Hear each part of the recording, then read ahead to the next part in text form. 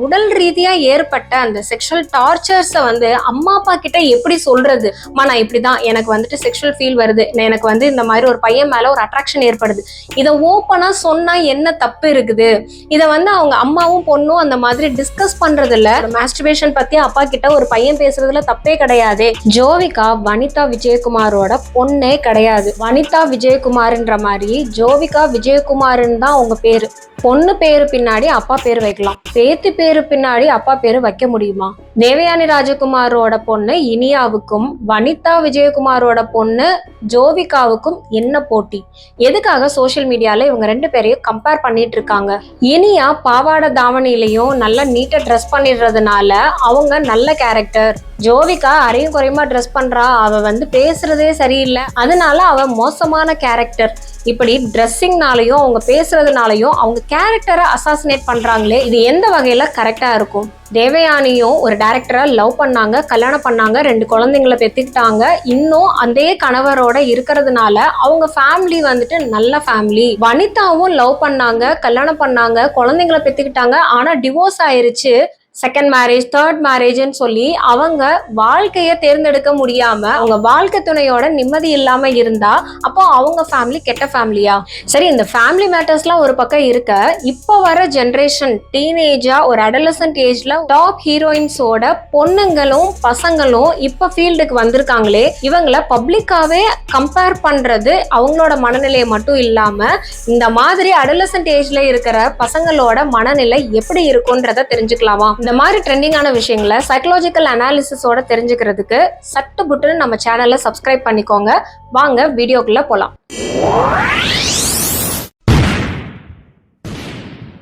Side கேப்ல psychology கத்துக்கலாமா? Adolescent psychology பத்தி தெரிஞ்சுக்கலாம். அடலசன்ட் ஸ்டேஜ் அப்படிங்கிறது ரொம்பவே கிரிட்டிக்கலான ஸ்டேஜ். சைல்ட்ஹுட்ல இருந்து என்ன விஷயங்கள்லாம் கத்துக்கிட்டாங்களோ, எதெல்லாம் பாக்குறாங்க, எதெல்லாம் எக்ஸ்பீரியன்ஸ் பண்ணாங்களோ அது எல்லாத்தையுமே இம்ப்ளிமெண்ட் பண்ணக்கூடிய ஒரு வயசு தான் இந்த அடலசன்ட் ஏஜ். ஸோ 5ல் வளையாதது 50ல் வளையாது அப்படின்லாம் சொல்லுவாங்க இல்லையா?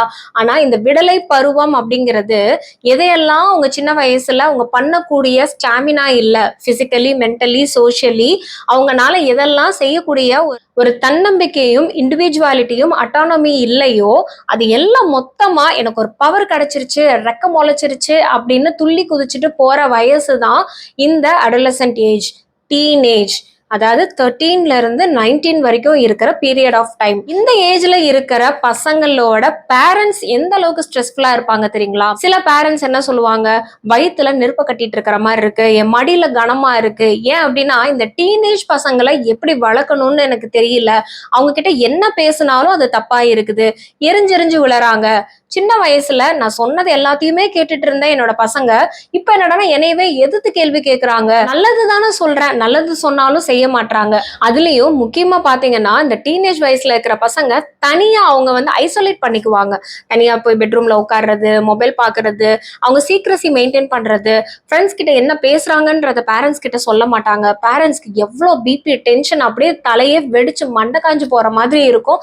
என்ன பண்றாங்கன்னே தெரிய மாட்டேங்குதே அப்படின்னு சொல்லி அவங்களோட பிரைவசி எல்லாமே தெரிஞ்சுக்கணும்னு ஒரு கியூரியாசிட்டி காட்டுவாங்க பேரண்ட்ஸ்.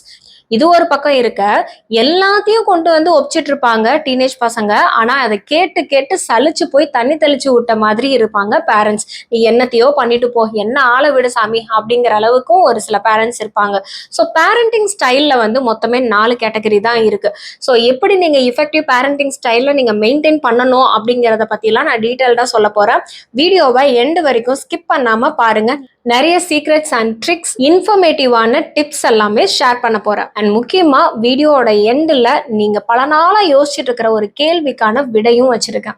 சினிமேட்டிக்கா இருக்கிறது, இந்த சினிமா லைஃப், செலிபிரிட்டிஸோட லைஃப் ஸ்டைல் எல்லாம் ஈஸியா வெட்ட வெளிச்சமா தெரிஞ்சிடும். அவங்கள பார்த்து சில பேர் வந்து ரோல் மாடலாவும் எடுத்துப்பாங்க, சில பேர் வந்து இப்படி இருக்கக்கூடாது அப்படிங்கிறதுக்கும் ஒரு முன்னுதாரணமாவும் எடுத்துப்பாங்க. வனிதா விஜயகுமாரையும் தேவயானியுமே கம்பேர் பண்ற ஸ்டேஜ் எல்லாம் போய் அவங்க பொண்ணுங்களை வந்து கம்பேர் பண்ற ஒரு ஸ்டேஜ்ல இருக்காங்க. வனிதா விஜயகுமார், அதாவது விஜயகுமார், ஆக்டர் விஜயகுமார் விஜயகுமார் அவங்களோட பொண்ணு, அதனால அவங்க அப்பாவோட பேரை வந்துட்டு வனிதா அவங்க அவங்க பேருக்கு பின்னாடி ஆட் பண்ணிக்கிறாங்க அப்படின்னு சொல்லலாம். ஆனா ஜோவிகாவுக்கு எதுக்கு ஜோவிகா விஜயகுமார்னு பேருக்கு பின்னாடி அவங்க தாத்தா பேரை ஆட் பண்ணிருக்காங்கன்றதே இன்னும் ஒரு சில பேர் வந்து தவறான கண்ணோட்டத்திலையும் பார்த்துட்டு இருக்காங்க.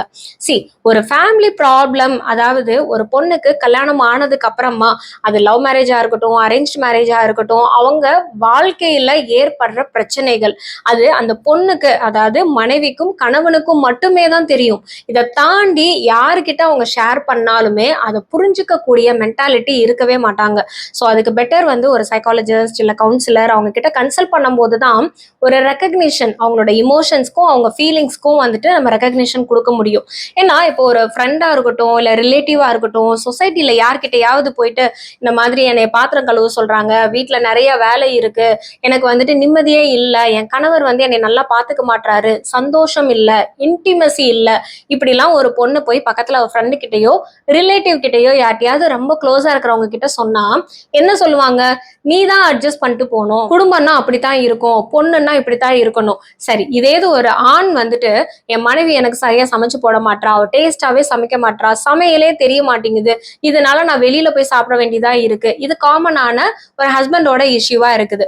ஸோ இதை கொண்டு போய் இன்னொரு ஃப்ரெண்டு கிட்டயோ இல்லை அவங்க கலீக் கிட்டயோ ஷேர் பண்ணா, எங்க வீட்லயே அப்படிதான்டா இருக்கு, அட்ஜஸ்ட் பண்ணிட்டு போடா அப்படின்னு சொல்லிட்டு அந்த ஆண் கிட்ட சொல்லும் போதும் இந்த அட்ஜஸ்ட்மெண்ட் அப்படிங்கிறது கணவனா இருந்தாலும் மனைவியா இருந்தாலும் இது அட்ஜஸ்ட்மெண்ட் பண்ண வேண்டிய விஷயங்களே கிடையாது. ஏன்னா இந்த 5 விரலும் எப்படி ஒன்னா இல்லையோ அதே மாதிரி ஹியூமன் பீயிங்கும் ஒருத்தருக்கு ஒருத்தர் தனித்துவம் வாய்ந்தவர்களா தான் இருக்காங்க. எல்லாருமே ஒரு யூனிக்கா தான் இருக்காங்களே தவிர எல்லாரையும் ஒரே மாதிரி நம்ம நினைக்கவும் முடியாது, நினைக்கவும் கூடாது. ஏன்னா ஒருத்தருக்கு அது ரொம்ப கஷ்டமான விஷயமா இருக்கும், அதே கஷ்டமான விஷயம் இன்னொருத்தருக்கு ஈஸியா இருக்கும். இதுக்கு போய் இவ்வளவு கஷ்டப்பட்டுட்டு இருக்கே அப்படின்னு சொல்லி அவங்களோட கெப்பாசிட்டி, அந்த ஹோல்டிங் தன்மை, அது வந்துட்டு அவங்க பாக்குற பார்வை, பெர்ஸ்பெக்டிவ், இது எல்லாமே ஒருத்தருக்கு ஒருத்தர் டிஃப்ரெண்டா தான் இருக்கும். ஃபார் எக்ஸாம்பிள் ஒரு 50 கிலோ வெயிட்னு எடுத்துக்கலாம். 50 கிலோ வெயிட் அப்படிங்கிறது ஒருத்தருக்கு நீங்க தலைமையில எடுத்து வைக்கும் போது ஐயோ 50 கிலோ வெயிட்டை நான் எப்படி தூக்குவேன், இது ரொம்ப பாரமா இருக்கே அப்படின்னு நினைப்பாங்க. இதே இது இன்னொருத்தர் வந்துட்டு நல்ல கூலி வேலை செய்யறவங்களா இருக்கட்டும், நல்லா ஒரு வயல்ல இறங்கி நல்ல ஒரு உடம்பு ஃபிட்டா வச்சிருக்கிறவங்க கிட்ட 50 கிலோ வெயிட்டை கொடுத்தோம்னா இதெல்லாம் ஒரு வெயிட்டான்னு தூக்கி இப்படி தோல்ல போட்டுட்டு 10 கிலோ தூக்கிட்டு போற மாதிரி ஈஸியா தூக்கிட்டு போவாங்க. அந்த 50 கிலோன்றது அவங்களுக்கு ஒரு பாரமாவே இருக்காது. அவங்க உடம்பு அந்த அளவுக்கு எல்லா வலிமையுடையதாவும் நல்லா டியூன் பண்ணி வச்சிருக்கிறாங்க. சோ அதே மாதிரிதான் மனசும், எப்படி ஒரு உடலோட கெப்பாசிட்டியை நீங்க வந்து கண்ணால பார்த்து மெஷர் பண்ண முடியுதோ அதே மாதிரிதான் மனசுன்றது மென்மையானது. அந்த மனசையும் நம்ம பார்க்க முடியாது, ஆனா உணர்வு பூர்வமா ஒவ்வொருத்தருக்குமே ஒவ்வொரு விதமான பாரங்கள் இருக்கதான் செய்யுது. அது ஒருத்தருக்கு ஈஸியா இருக்கிற விஷயம், இன்னொருத்தருக்கு அது ரொம்ப கஷ்டமா இருக்கும். வீட்டு வேலையெல்லாம் செஞ்சுட்டு கணவனையும் பார்த்துட்டு மாமியாரையும் பார்த்துக்கிட்டு குழந்தைங்களையும் எல்லாம் ஹாப்பி பண்ணி ஹோம்ஒர்க் எல்லாம் எழுத வச்சுட்டு ஒரு குடும்ப பெண் இருக்காங்கன்னா அதே மாதிரி இன்னொரு குடும்ப பெண் எல்லா வேலையும் செஞ்சுட்டு அவங்களால இருக்க முடியும் அப்படிங்கிற கெப்பாசிட்டி இல்லை.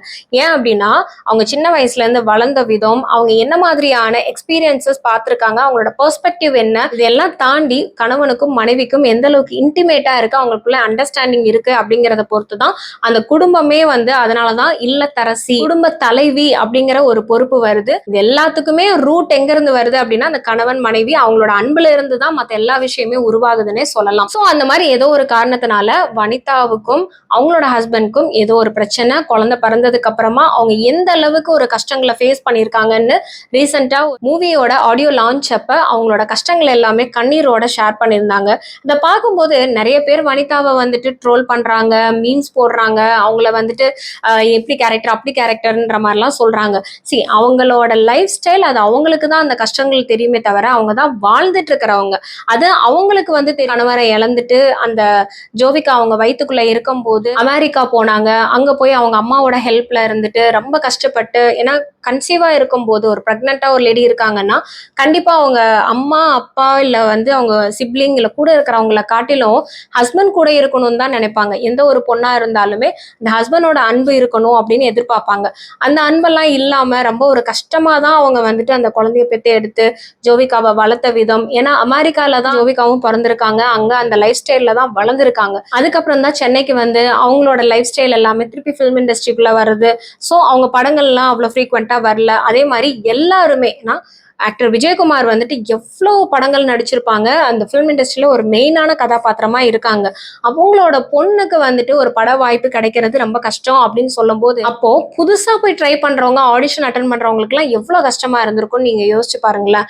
வனிதா இவ்வளவு கஷ்டங்களை அவங்க சஃபர் பண்ணி அதுக்கப்புறமா மேல மீண்டு வந்திருக்காங்க. அவங்க பொண்ணை வந்து நான் பட்ட கஷ்டம் நீ படக்கூடாது அப்படின்றதுக்காக ஒரு பிராட் மைண்ட் செட்டப்ல அம்மாவா இல்லாம, ஜோவிகாவுக்கு வனிதா ஒரு அம்மாவே கிடையாது, ஒரு ஃப்ரெண்ட். தோளுக்கு மேல வளர்ந்தா தோழன் அப்படின்னு சொல்ற அளவுக்கு ஒரு தோழியா, ஒரு ஃப்ரெண்டா வந்துட்டு அவங்க அந்த பொண்ணை வளர்த்தது அப்ரிஷியேட் பண்றேன். Hats off to you Vanitha. So இந்த அளவுக்கு ஒரு பொண்ணை போல்டா வளர்த்துருக்காங்க அப்படிங்கும் போது நம்ம அதை பாராட்ட தான் வேணும், அதை அப்ரிஷியேட் பண்ணணும். பிக் பாஸ் மூலியமா ஜோவிகா வந்து எல்லாருக்குமே தெரிய வந்தாங்க. அந்த பொண்ணோட எஜுகேஷனை பத்தி பேசும்போது ஒரு பெரிய கான்ட்ரோ வந்துச்சு. படிப்பு இருந்தாதான் முடியுமா, படிப்பு இல்லைன்னா எதுவும் முடியாதா அப்படின்னு அந்த அளவுக்கு போல்டா பேசுறாங்க. அண்ட் வே ஆஃப் ட்ரெஸ்ஸிங்கை வச்சு ஒருத்தரை எப்படி நம்ம கேரக்டர் அசாசினேட் பண்ண முடியும்? ஸோ ஒரு பொண்ணு வந்து அமைதியா இருக்கா, இருக்கிற இடம் தெரியல, நல்ல பொண்ணா இருக்காளே, எல்லா வேலையும் செய்யறாளே அப்படின்னு இன்னொரு பழமொழி உங்களுக்கு தெரியுமா? ஊமை ஊரை கெடுக்கும்னு சொல்லுவாங்க. அப்படி யாருக்கிட்டையும் பேசாம ரொம்ப நல்லவன்றவன் தான் பெரிய ஒரு வேலையை சம்பவத்தை செஞ்சு விட்டு போவான்.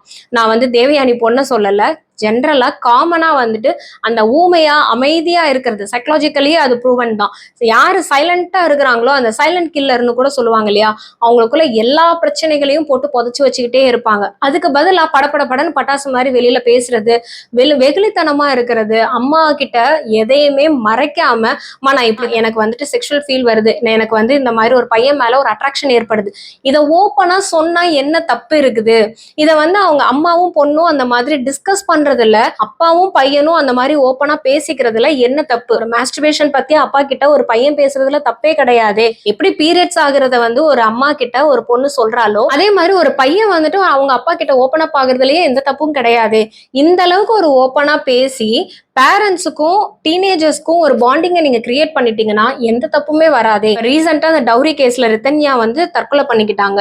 அவங்களோட முக்கிய ப்ராப்ளம் என்னன்னா, உடல் ரீதியா ஏற்பட்ட அந்த செக்ஷுவல் டார்ச்சர்ஸை வந்து அம்மா அப்பா கிட்ட எப்படி சொல்றது? ஏன்னா அந்த டார்ச்சரை நான் அனுபவிக்கிறேன், அந்த டார்ச்சரை வந்து என்னைய இப்படி எல்லாம் கொடுமைப்படுத்தினா, என்னோட பிரைவேட் பார்ட்ஸ்ல இப்படி எல்லாம் காயங்கள் இருக்கு அப்படின்னு அம்மா கிட்ட சொல்ல கூட ஒரு தயக்கம் ஏற்பட்ட காரணம் என்ன? அந்த கூச்சம்.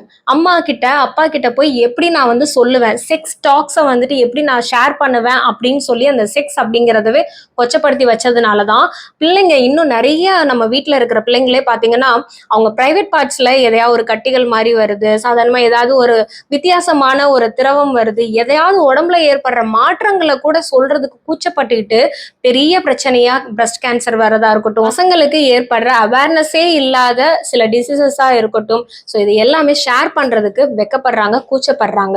இதுக்கு நம்ம தான் ஒரு அவேர்னஸா இருக்கணுமே தவிர, இதுக்கு உங்க பிள்ளைங்க கிட்ட நீங்க தான் ரொம்ப க்ளோஸா பழகணுமே தவிர, அவங்களை இப்படி ட்ரெஸ் பண்றா, ஷால் போடாம போறா, மேக்கப் பண்றா, லிப்ஸ்டிக் போடுறான்னு சொல்லிட்டு உங்க பிள்ளைங்களை நீங்களே வந்து அவங்க செல்ஃப் கான்பிடன்ஸை உடைச்சு சதைச்சிடாதீங்க.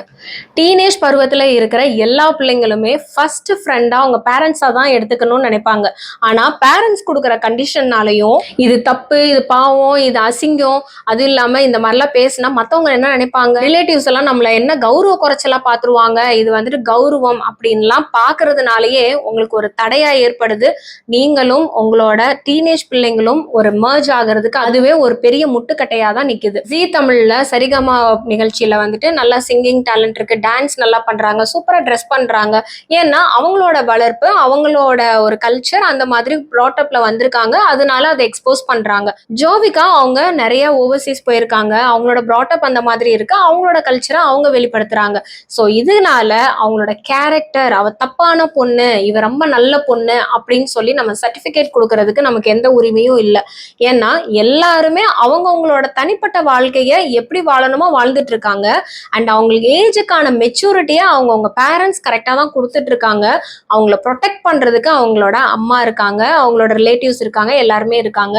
ஸோ சோஷியல் மீடியாவில் கம்பேர் பண்றது, சாதாரணமாக ஸ்கூலுக்கு போற பசங்க, காலேஜ் போற பசங்களே அவங்க ஃப்ரெண்ட்ஸ்குள்ள ஒரு கம்பேரிஷன் கொடுக்கும்போது அவங்களுக்கு எவ்வளோ ஒரு lower self confidence and inferiority complex create ஆகும்ல, அவங்களுக்குள்ள எவ்வளோ வேதனையா இருக்கும். உண்மையாவே டேலண்ட் இருக்கிறவங்க வெளியில வர முடியாத அளவுக்கு டம்ப் பண்ற ரீசனே இந்த கம்பேரிஷன் தான். பப்ளிக் பப்ளிக் ஃபிகரா இருக்கும்போது பப்ளிக்காவே அவங்கள நம்ம கம்பேர் பண்ணி அவங்கள டாமினேட் பண்றதுன்றது அந்த வளர்ந்து வர்ற பசங்களுக்கு நம்ம ஹெல்ப் பண்ணல அப்படின்னாலுமே அட்லீஸ்ட் அவங்க இந்த மாதிரியான நெகட்டிவ் கமெண்ட்ஸ் கொடுத்து அவங்கள ஸ்பாயில் பண்ணாமையாவது இருப்போம்.